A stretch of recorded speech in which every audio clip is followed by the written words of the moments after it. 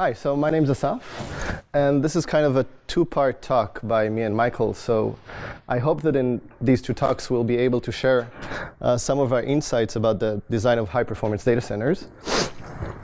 And this talk is based on three works written here, with collaboration with Michael from Johns Hopkins University, Simon Kassing and Ankit Singla from ETH Zurich, and Gal Shachaf and Michael Shapira, my advisor from Hebrew University.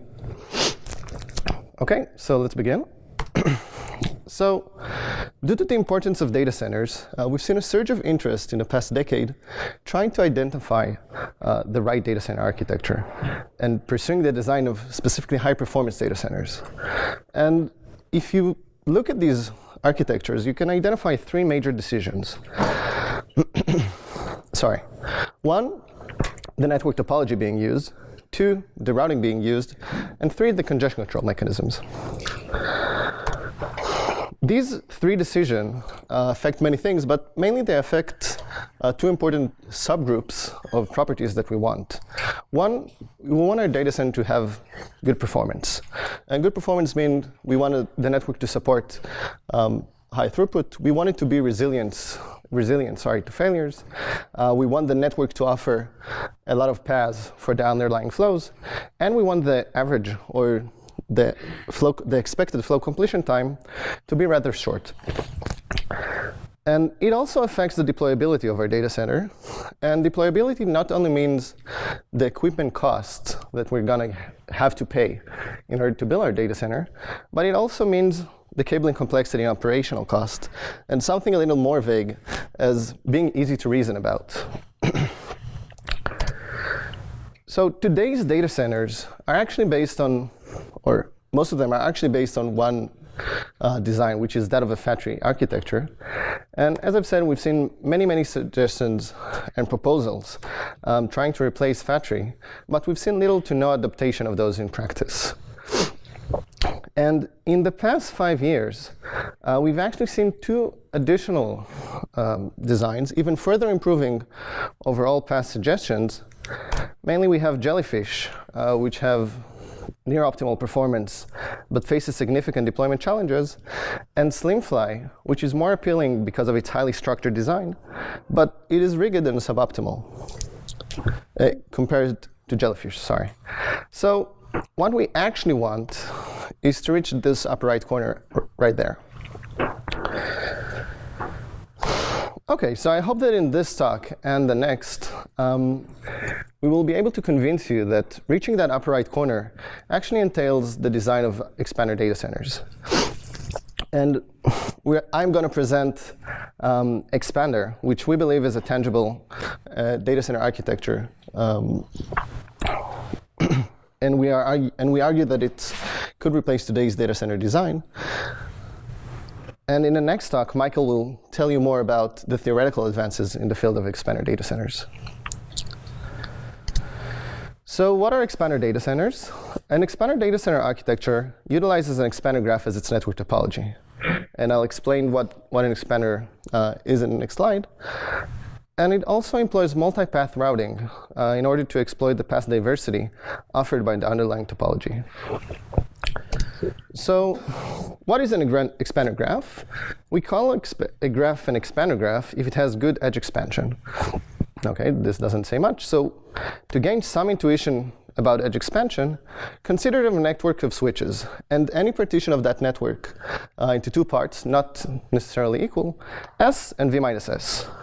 So we would want the capacity traversing the cut to be high. And in a case of homogeneous links, this amounts to the sum of links crossing the cut. This is the mathematical definition. And intuitively, what edge expansion measures is the worst case capacity across any cut in the network. So a deregular graph with constant edge expansion C would have at least S times C links crossing any cut of the form SV minus S. So what we want is to have a high value of C.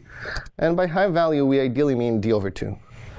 Having this type of graphs having this type of property would mean that traffic would never get bottlenecked at a small set of links, and that we're going to have many paths between any source-destination pair. So we show that expanded data centers support higher traffic loads, are more resilient to failures, support more servers with less network devices than current deployed data centers. They also have multiple shortest paths between hosts, and they're incrementally expandable.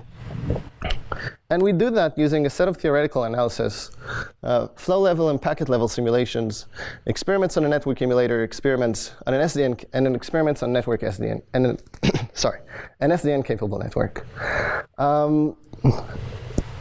Yeah, and actually expanded data centers are the state of the art today.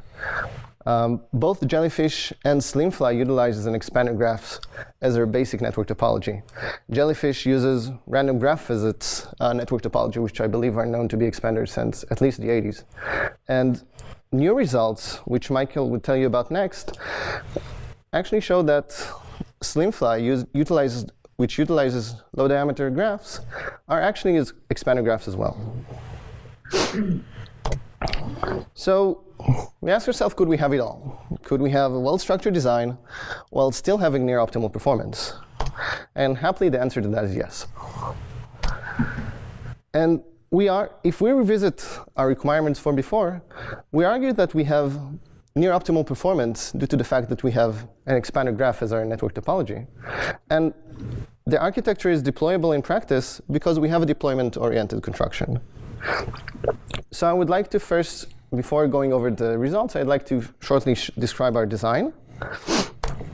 So mid-expander with a capital X, and expander being an expander graph is kind of confusing, so from here on out I'll call it our concrete design. So in our concrete design could be thought of as a complete graph of metanodes, where each metanode is a cluster of top-of-rack switches and their underlying servers. Each edge between every two metanode is actually a set of physical links, such that the number of links connecting between the two metanodes are exactly the number of top-of-rack switches. So let's dive into the lower part. So you can see that each of these metanodes houses the same amount of top-of-rack switches, and we have no links within the same metanode. The way the edge connecting between the metanodes, as I've said, are the set of links connecting between the top-of-rack switches, and the way they are connected is dictated by state-of-the-art deterministic graph theoretic constructions of expanded graphs due to Bilu and Lineal from 2006. Okay, so I told you about our design. What I didn't tell you about is routing and congestion control. So for routing, we use k-shortest paths. And for congestion control, we use DCTCP. Right. So in the next few slides, I'd like to tell you about a small subset of our results, starting with the throughput benefits of expanded data centers. I would then like to move forward and tell you about and focus on our design with comparison to currently deployed data centers in regards to failures and versatility against adversarial traffic. By the end of this talk, I will briefly tell you how you could utilize our unique topology in order to tame cabling complexity and ease deployment in practice. Any questions so far? Okay. So there are many ways. Yeah. So in the very first slide, you showed that factory to be at the bottom of the performance thing. Yeah, so it's not necessarily that it's at the bottom, right? Google has it, Facebook has a version of it. But factory has optimal network bisection bandwidth, so. Yes, so that is true, but you wouldn't okay. We've heard a lot of talks, and I'll briefly discuss it as well, about dynamic topologies, right? What was the whole thing behind that is because people wouldn't really build full bisection bandwidth factory. They would build and oversubscribe factories to a factor of 3, 4, even higher factors than that.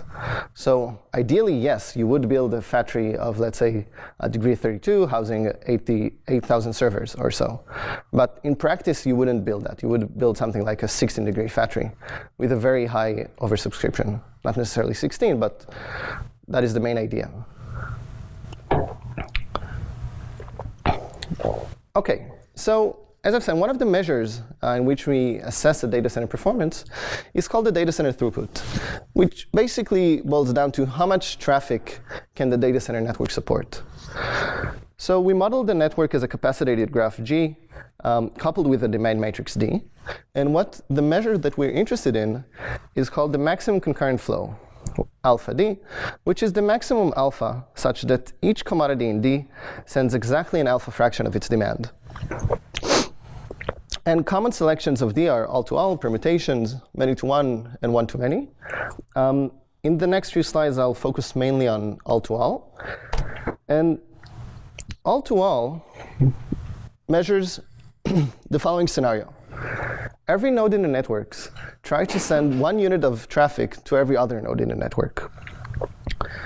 And we see here the results for several expander-based data center architecture. Mainly I designed first, Jellyfish, which is based on random graphs, and 2 other architectures based on LPSs, which are different construction of expander graphs. It's not really important. We see the number of servers on the x-axis and the normalized throughput, the normalized all-to-all throughput on the y-axis, and we normalize against a possibly unattainable bound. And we can see that roughly every architecture achieves the same results. And this is no coincidence, as we proved that in the all-to-all scenario, expander data centers are highly close to optimal. Sorry, can I see the model? Yeah.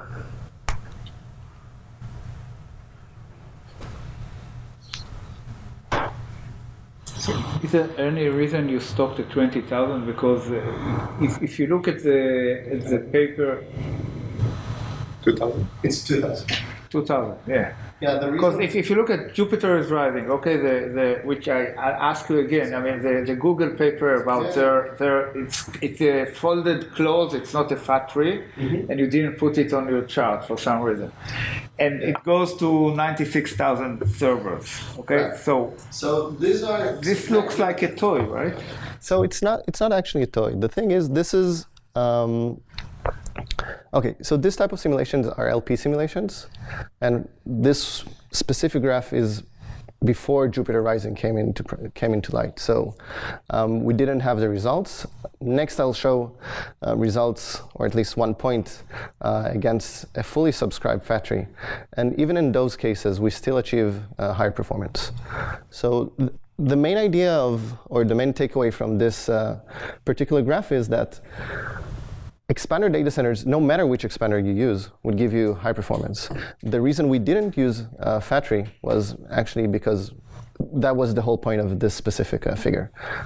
And this is actually, so if you look at so this is, the experiment here is the same all-to-all traffic matrix, but now we are failing links randomly in the network, up to 30% of the links, 3% of the time. And if you look at the first point, without failing any links, our design achieves 20% more throughput than that of fat tree. So here the fat tree again is not the optimal fat tree. No, this is the optimal fat tree. The optimal fat tree, why wouldn't it have a normalized throughput of 1? Because we're normalizing against our throughput. We achieve higher throughut. That's the whole. Even you get a full band, you get a full fat tree, full bisection, a full fat tree, and we still achieve better results. But fat tree is optimal network bisection bandwidth. That is basically has full bandwidth Capacity of between links. I agree. I mean, in the close, I mean, at least the way they put it, any cut that you put in Yes. the data center would have the same throughput that every cut in your Or is this design the will have. oversubscribed? No. A fully subscribed fat tree is optimal, unless you want to argue about bidirectional versus unidirectional. Fully subscribed fat tree is optimal. So you take away the routing, of course, right? You just count, how much value. So that's No, zero. No, if you Oh, we mean it is zero. Yes, absolutely. That's what I'm looking at. I'm looking at zero. With link failure, no arguments. So I think we can discuss about it some more. I'll have to think about this, but I don't think there is a flaw here. So this is, we have different set of results. So if you're interested, you're more than welcome to look at the SICOM paper. With 40% of the network devices, or at least depends on the traffic scenario. So with 40% of the network devices, we still achieve the same flow completion time as a full bisection fat tree for highly skewed scenarios such as projector. You have the same number of links in this case? We have 40% of the network devices, so we have less links. So we have significant lower links, but we're still able to sustain completion time comparable to that of fat tree. So that you have a full bisection bandwidth. No, that may be true actually, I'm not denying that. It's just that figure At single point. at zero. At zero it should be 1 unless there's something else you're using. Unless you're really either not using an optimal fat tree or you're, I don't know. That's all I'm saying. No, so this is, so this is server to server. Yes, fat tree, of course. Yeah, so, Of course. okay, I think that I know what you're, so in a fat tree, you would have, under each top of rack switch, you would have d/2 servers. In an expander data center, you would usually have significantly lower amount than that, and you would have much higher degree going toward the network. So the Tor has more. Yeah. So you have an addition. Okay. So I think this is kind of the trick here. You have an additional bandwidth going towards the network, and you have less servers under each top of rack switch. So this is why I maybe didn't mention it enough. So in a fat tree, even a fully subscribed one, you have the top of rack switches layer at the bottom, and then you have layers of aggregation giving additional capacity to the network, or this is actually what does all the communication. But in an expander data center, no matter which expander graph you choose as the network topology, every network device is a top of rack switch. So you distribute the load and you distribute the servers much more uniformly than you would have in a fat tree. And this gives, one of the advantages you get from that is this type of results. Does that make sense? It does make sense because I believe you cannot do better than that. it's probably true. But No matter the what thing you is do. that Unless in you- reality, traffic is not uniformly distributed, and Yes. this is why it makes sense to do it the way they do it, apparently. Yes, and I'll discuss non-uniform and traffic in a few slides. So, actually, in this one. So, as you've said, data center traffic is very unpredictable. We have different tenants that want different things, and we have a varying degree of mixtures between long and short flows. And moreover, we have a varying degree of skewness, meaning this percentage of chatty servers. And this could range between a uniform pattern to a very highly skewed traffic distribution. So people have mentioned projector. In projector, they mention roughly at times 44% to 90-something percent, 99 if I remember the number correctly, percent of the servers not communicating at all at times. So you have roughly 5 servers communicating to each other, where all other servers are practically quiet. So this is a very, very skewed scenario. And we proved that in terms of throughput, expander data centers achieve the optimal value. And we proved that the throughput for any expander data center is logarithmic factor away with respect to any traffic pattern. And this may seem not too good, but actually this is the best you can hope. As for any, for any graph, you can find some traffic matrix that is a logarithmic factor away from the optimum. So What is the optimum here? the optimum graph for that specific traffic matrix. But that The throughput optimum graph for that specific traffic matrix. Mike, am I correct? Yeah, I mean, there's a regularity constraint, right? So, I mean, one issue that's going on here is that these kinds of data centers are flat topologies, right? There's no aggregation, it's all top of rack. So when you compare to things like fat trees, when you talk about what's the optimal thing, you're comparing to kind of the best topology, which includes flat topologies, but also things like fat trees. So you can do better than fat trees by moving to a flat topology, that introduces all sorts of issues, which Asaf's going to talk about. But the notion of optimality is compared to kind of, I have these switches, they have some ports, how should I wire things together? I mean, in general, I assume the optimum is also a deregular graph. So can I read that theorem like that? Yeah. Yeah, so there's a lot of issues that go on once you have heterogeneous equipment, which is still kind of work in progress. But yeah, if you assume that all my switches that I own have degree D, then the optimum is going to be regular. Yeah. But what do you set? You set the graph and then the matrix? Or you set first the matrix and then build the graph? I don't know how you what is the best graph for this matrix? It's not clear. So this says that for any matrix, look at the best irregular graph for that matrix, fix one expander ahead of time. This expander is within a log factor of the graph, which is designed for that matrix. So oblivious is like... So it's oblivious. It's oblivious. It's oblivious. But the lower bound is per instance. And the lower bound says that if you want to be oblivious, then log is the best you can get. But among this best one is deregular. You still force it to be deregular, because otherwise you can have many links connecting and Sure, right. I mean you're assuming that your switches have some fixed number of ports, right? Yeah. So even though one question, the throughput here, by throughput you always mean instantaneous throughput. These are not like throughput over time. Yes, these are fix the traffic matrix. Let's see what happens when the throughput you achieve. Sure. And also this is for the worst metrics. It's not for let's say realistic metrics. Not necessarily worst type. So if you fix an expanded graph, if you fix a graph. Let's say, can you take a matrix that everybody wants to talk to everyone? So of course a deregular graph, we cannot support it. Yeah, but opt also cannot do it. But yeah, so you're comparing to opt, right? You're comparing to the best deregular graph. Right, so you look at that matrix and you say, what's the throughput that you get on this deregular graph? What's the throughput you get on that deregular graph? So as before, although we are theoretically a large factor away from optimum, in practice and simulations, we see that we are usually 15% from optimum. So the results that we observe in practice, and this is backed by, this is, as you've said, kind of fix the traffic matrix, and this is instantaneous throughput. It's also backed by packet simulation, which sadly I don't think I have slides for here. But if you're interested, I'll be happy to discuss all of those results as well. But one more question. Yeah. So these results are true for any expander? Yes. Like random deregular expander? Yes.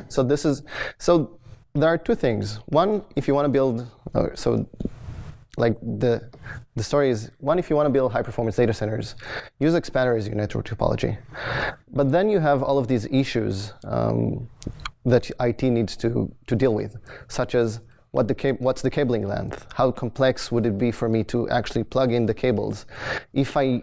So one of the questions that IT people ask is, if I see a cable in my data center, would I know where it goes? So would I know what's the source switch, what's the destination switch? So this is where our design comes in. Okay, so I think most of us, or at least some of us, discussed these type of topologies, and the whole idea of dynamic network topologies came from the fact that you build data center networks, and usually, or some of the time, the capacity is just wasted. So instead of wasting all of this capacity, why not observe the network, see when you have some hotspots, and when you observe a hotspot in your network, connect it via whatever you want, optical links, lasers, pigeons. So it doesn't really matter.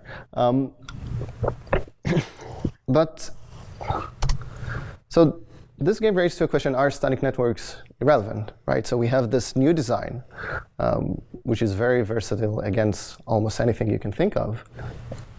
But the questions are fewer but flexible ports better than many cheaper static ones? And do static networks need sophisticated routing and congestion control mechanism to match the performance of dynamic networks? So if we could answer these two questions, we'd be in a good spot. And I urge you to read our SICOM paper, which discusses that. And we show that our design attains performance comparable to state-of-the-art dynamic networks at a comparable cost. Okay, so I have a few more minutes, so I'll just wrap this up really quick. So as I've said, we need to address not only the performance of our data center, we need to address the concerns of IT personnel. Mainly, we need to keep changes to the protocol stack to a minimum, and for that we suggest using DC-TCP and K-shortest paths. We need to minimize cabling complexity, which I'll discuss in the next slide, and we need to have the ability to increase our data center size, and Mike will talk more about this in his next, in the upcoming talk. Sorry. So the way we offer to cable our design is, so if you remember, this is our design, right? We have a clique of metanodes. Each metanode contains a set of top-of-rack switches and their underlying servers. And the way we offer is that you simply place top-of-rack switches of each metanode in close proximity. You would bundle the cables between two metanodes together. And the bundling of cables may seem kind of, okay, so this is pretty obvious that you can do that, but actually Google in Jupyter Rising said that this was one of the cost-saving factors that they had, that they are able to bundle cables together.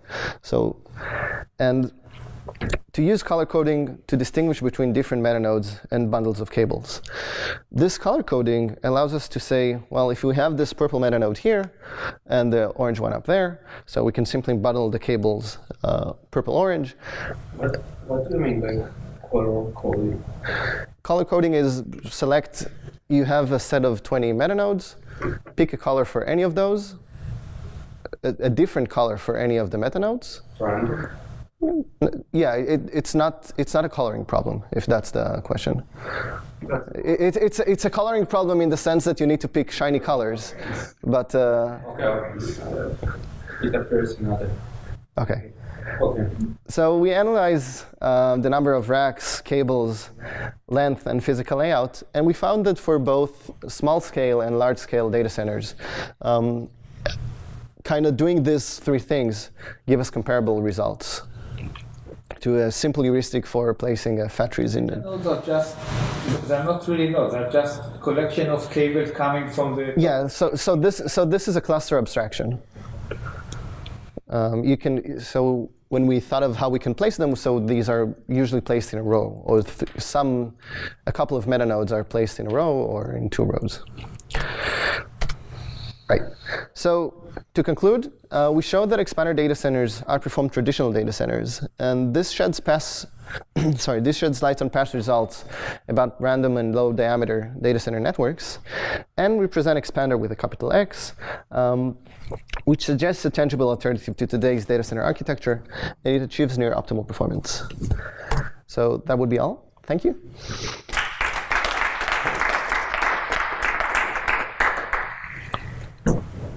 Questions? So, Yeah. let me ask slightly different, which may make sense. So, are you, in some sense, trying to say that expanders give a, let's say, optimal performance with less number of wires than, let's say, imaginable optimal architecture, which has, let's say, a complete canal? Is that? Could you please repeat? Is that essentially what you're trying to say? Could you please repeat the question? So of course, the optimal graph, let's say we disagree on the factory, is let's say a complete graph, which let's say X, right? Are you essentially trying to say that expander achieves near optimal performance in that regard with less number of wires in some way?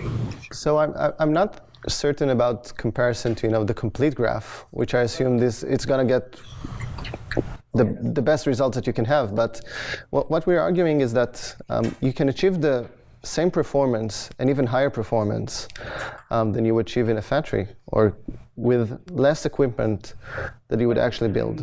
Switches? Equipment means switches, cables, yeah. And usually we can sustain more servers. Even when supporting 80% of the switches, we are still able to deliver the same throughput as a factory while increasing our servers by a factor of, 10%. But I think that's the right intuition, right? In the sense that if you think of the complete graph as being optimal, right? One view on expanders, which is familiar to most theory people, is that the expander is the kind of quote unquote right sparsifier of the complete graph. So if I'm degree bounded because I have only some number of parts, I think the complete graph is optimal. Kind of very obviously to a theory person, the right thing to do. So perhaps a comparison is with B-regular graphs or flat topologies without courses. Maybe that's where There are many expanders, right? And you use them in practice. So you said something not linear something. So this is the specific construction in which we construct our expander graph. You construct your own expander? Yeah. And it's for your properties. The spatial expander. So the nice properties about lifting is that it keeps the logical kind of form of the graph. So having the form of a complete graph gives us very nice properties in practice.